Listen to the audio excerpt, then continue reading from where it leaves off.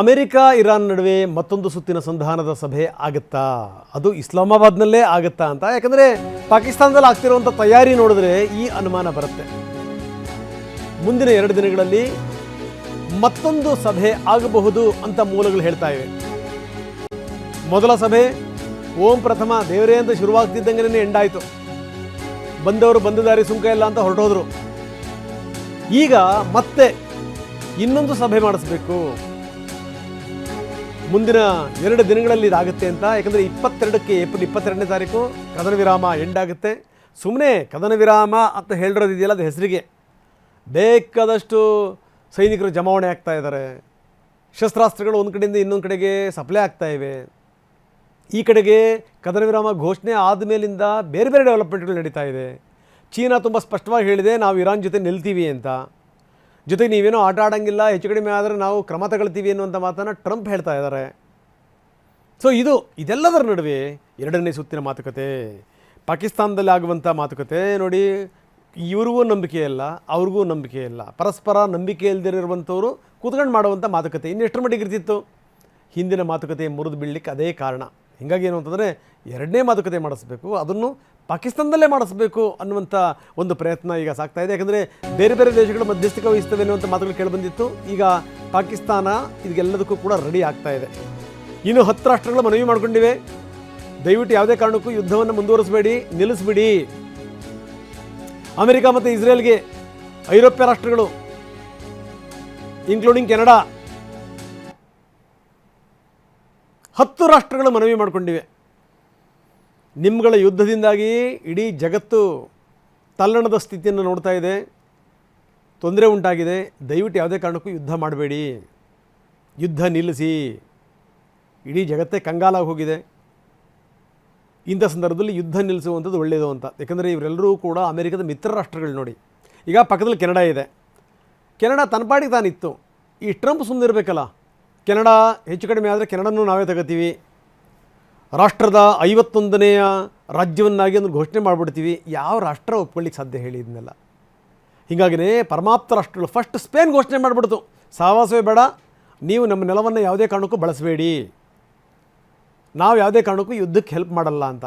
ಮೆಲ್ಲಕ್ಕೆ ಬೇರೆ ಬೇರೆ ರಾಷ್ಟ್ರಗಳು ಕೂಡ ತೆಗೆದು ಇಂಗ್ಲೆಂಡ್ ಪರಮಾಪ್ತ ರಾಷ್ಟ್ರ, ಏನು ಈ ವರ್ಲ್ಡ್ ವಾರ್ ಆಯ್ತಲ್ಲ, ಅಲ್ಲಿಂದ ಇಲ್ಲಿ ತನಕ ಇವರ ಸ್ನೇಹ ಏನು, ಇವರ ಪ್ರೀತಿ ಏನು, ಎಷ್ಟು ಅಂತ ನೋಡ್ತಾರೆ ತೀರಾ. ಕೊನೆಗೆ ಏನಾಯಿತು ಅಂತಂದ್ರೆ ಅವರು ನಿಮ್ಮ ಜೊತೆ ಬರಲ್ಲ ಅಂತ, ಜರ್ಮನಿ ಬರಲ್ಲ ಅಂತು, ಸಿಂಗಾಪುರ್ ನಮ್ಮನ್ನು ಕರೀಲೇಬೇಡಿ ಅಂತು, ದಕ್ಷಿಣ ಕೊರಿಯಾ ಯಾವುದೇ ಕಾರಣಕ್ಕೂ ಬರಲ್ಲ ಅಂತು, ಜಪಾನ್ ನೀವು ಕರೆದಾಗೆಲ್ಲ ಬರಲಿಕ್ಕೆ ಸಾಧ್ಯ ಇಲ್ಲ, ನೀವು ಯಾವುದೇ ಕಾರಣಕ್ಕೂ ಬರಲ್ಲ, ಸ್ಪೇನ್ ಮೊದಲು ಘೋಷಣೆ ಮಾಡಿಬಿಡ್ಬಿಡಿ. ಅಲ್ಲಿಂದ ಬೇರೆ ಬೇರೆ ಬೇರೆ ಬೇರೆ ರಾಷ್ಟ್ರಗಳಲ್ಲೂ ಕೂಡ ಶುರು ಮಾಡಿಕೊಂಡು ಅಮೆರಿಕ ಕಂಗಾಲಾಗ್ಬಿಡ್ತು. ಏನು ಮಾಡಬೇಕು?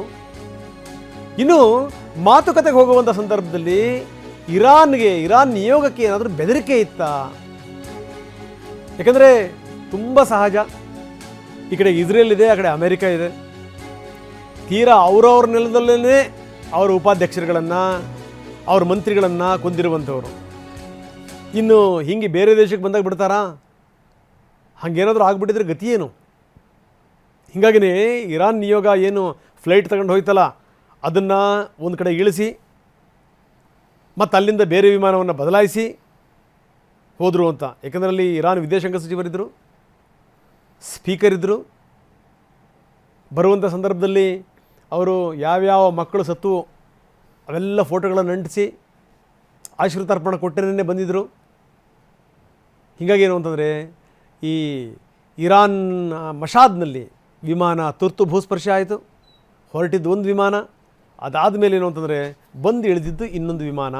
ಯಾಕಂದರೆ ಬರ್ತಿದ್ದಂಗೆ ಏನಾದರೂ ಉಡಾಯಿಸಿಬಿಟ್ರೆ ಅವರು ಯಾಕೆ ಬೇಕು?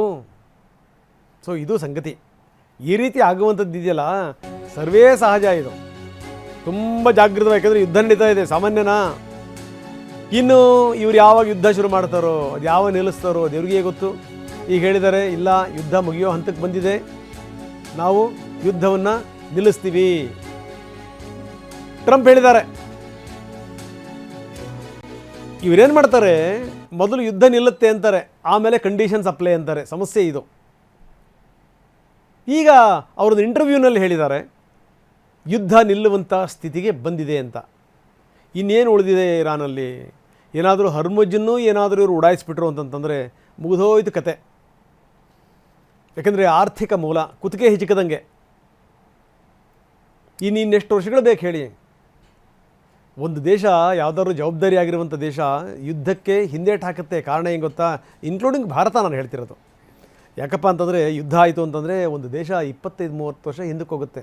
ಯುದ್ಧನ ಈ ದೇಶವನ್ನು ಹೆಂಗೆ ಕಟ್ತೀವಿ ನಾವು ಅಂತ ಅನ್ಬೇಕಾದ್ರೆ ನಮ್ಮ ಮನೆಗಳನ್ನು ಹೆಂಗೆ ಕಟ್ತೀವಿ ಅಂತ ಯೋಚನೆ ಮಾಡಬೇಕು. ಸಾಲ ಸೋಲ ಮಾಡಿ ಲೋನ್ ತಗೊಂಬಂದು ಕಷ್ಟಪಟ್ಟು ನಾವು ಮನೆ ಕಟ್ಟಿರ್ತೀವಿ. ಜೀವನ ಪರ್ಯಂತ ಲೋನ್ ತೀರಿಸ್ತೀವಿ. ಒಂದು ದೇಶ ಕಟ್ಟಬೇಕು ಅಂತಂದರೆ ಸಾಮಾನ್ಯ ಸಂಗತಿನಾ?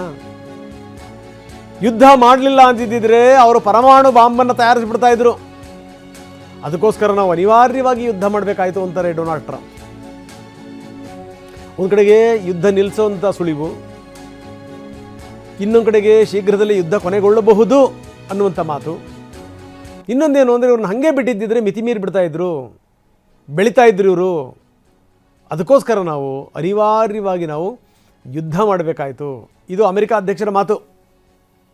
ಪರಮಾಣು ಶಸ್ತ್ರಾಸ್ತ್ರಗಳನ್ನು ಹೊಂದಬಾರ್ದಾಗಿತ್ತದು, ಅದಕ್ಕೋಸ್ಕರನೇ ನಾವು ಯುದ್ಧ ಮಾಡಿದ್ವಿ. ಈಗ ದೇಶ ಬರ್ಬಾದಾಗಿದೆ. 20-25 ವರ್ಷಗಳು ಬೇಕು. ಹೀಗಾಗಿ ಅದು ಸದ್ಯದಲ್ಲಿ ಈ ರೀತಿ ಶಕ್ತಿಯನ್ನು ಸಂಪಾದನೆ ಮಾಡುವಂಥದ್ದು ಕಷ್ಟ. ಇದು ಟ್ರಂಪ್ ಅವರ ಹೇಳಿಕೆ. ಇದು ಸಂಗತಿ. ಅಮೇರಿಕ ಯಾವುದಾದ್ರೂ ದೇಶ ಬೆನ್ನು ಹತ್ತಿಬಿಟ್ರೆ ನೆಗೆದು ಬಿದ್ದು ಹೋಯಿತು ದೇಶ ಅಂತ ಅರ್ಥ.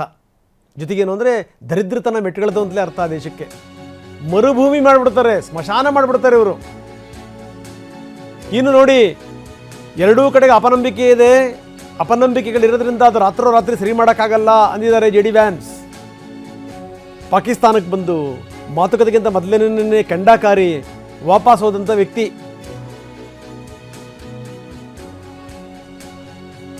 ಯಾವುದೇ ಕಾರಣಕ್ಕೂ ಇರಾನ್ ಪರಮಾಣು ಬಾಂಬನ್ನು ಹೊಂದಬಾರದು, ಹೊಂದೋಕೆ ನಾವು ಬಿಡಲ್ಲ. ಇಷ್ಟೆಲ್ಲ ಹೇಳಿ ನೀವೇನಾದರೂ ಮಿತಿ ಮೀರಿದ್ರೆ ನಿಮಗೆ ತಕ್ಕ ಉತ್ತರ ಕೊಡ್ತೀವಿ ಅಂತ ಹೇಳಿ ಇನ್ನೂ ಶುರುವಾಗೋದಕ್ಕಿಂತ ಮೊದಲೇ ಹೊರಟೋದ್ರು. ಈಗ ಮತ್ತೆ 2ನೇ ಸುತ್ತಿನ ಮಾತುಕತೆ ರೆಡಿ ಆಗ್ತಾ ಇದೆ. ಈ ಸಂದರ್ಭದಲ್ಲಿ ನಾಯಕರ ಮಾತುಗಳು ಕೇಳಿ. ನಾವು ಅಂಥ ಇಂಥ ಚೌಕಾಸಿ ಮಾಡಲ್ಲ. ನಾವು ಟ್ರಂಪ್ ದೊಡ್ಡ ಚೌಕಾಸಿಯನ್ನು ಬಯಸ್ತಾ ಇದ್ದಾರೆ, ಸಣ್ಣ ಪುಟ್ಟ ಒಪ್ಪಂದವನ್ನು ಬಯಸಲ್ಲ. ನಾವು ದೊಡ್ಡ ಚೌಕಾಸಿಯನ್ನೇ ಎಕ್ಸ್ಪೆಕ್ಟ್ ಮಾಡ್ತಾ ಇದ್ದೀವಿ. ಇದು JD ವ್ಯಾನ್ಸ್ ಹೇಳಿಕೆ. ಅಮೆರಿಕದ ಉಪಾಧ್ಯಕ್ಷರು ಹೇಳಿದ್ದಾರೆ, ಟ್ರಂಪ್ ಹೇಳಿದ ಮಾತನ್ನೇ, ಯಾವುದೇ ಕಾರಣಕ್ಕೂ ನ್ಯೂಕ್ಲಿಯರ್ ಶಕ್ತಿ ಆಗಬಾರ್ದು, ಹಾಗಾಗಿ ನಾವು ಯುದ್ಧ ಮಾಡಿದ್ವಿ. ಈಗ ಒಂದು ಪರಂಪರೆ ಬೆಳೆದುಬಿಟ್ಟಿದೆ ಅಮೆರಿಕದಲ್ಲಿ. ಹೆಂಗೆ ಅಂದರೆ ಅಮೆರಿಕದ ಅಧ್ಯಕ್ಷರು ಏನು ಹೇಳ್ತಾರಲ್ಲ, ಉದ್ಯಮಿಗಳಿಂದ ಹಿಡಿದು ರಾಜಕಾರಣಿಗಳ ತನಕ ಅದೇ ಪುಂಗಿ ಊದ್ತಾರೆ. ಯಾಕಂದರೆ ಗೊತ್ತು, ಈ ಟ್ರಂಪ್ ಎದುರುಗಡೆ ಏನಾದರೂ ಮಾತಾಡಿ ಅರಗಿಸ್ಕೊಳ್ಳೋಕ್ಕಾಗಲ್ಲ ಅಂತ ಗೊತ್ತು. ಹುಚ್ಚುತನದ ಪರಮಾವಧಿ. ಹೀಗಾಗೇನು ಅಂದರೆ ನೀವು ಹೇಳಿದ್ದಕ್ಕೆ ಜೈ ಅಂದ್ಬಿಡೋದು. ಇನ್ನು ಅಮೆರಿಕದ ಉಪಾಧ್ಯಕ್ಷರು ಇನ್ನೇನು ಹೇಳಲಿಕ್ಕೆ ಸಾಧ್ಯ? ಅಮೆರಿಕದ ಉಪಾಧ್ಯಕ್ಷರು ಕೂಡ ಅದನ್ನೇ ಹೇಳ್ತಾರೆ.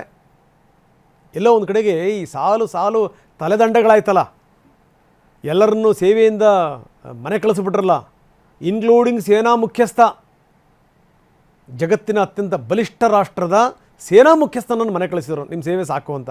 ಅದಾದಮೇಲೆ ಈ JD ವ್ಯಾನ್ಸ್ಗೂ ಕೂಡ ಈ ಪುಕ್ಕು ಶುರು ಆಗ್ಬಿಟ್ಟಿತ್ತು, ನಂದು ಯಾವ ಬರುತ್ತೋ ಸರದಿ ಅಂತ.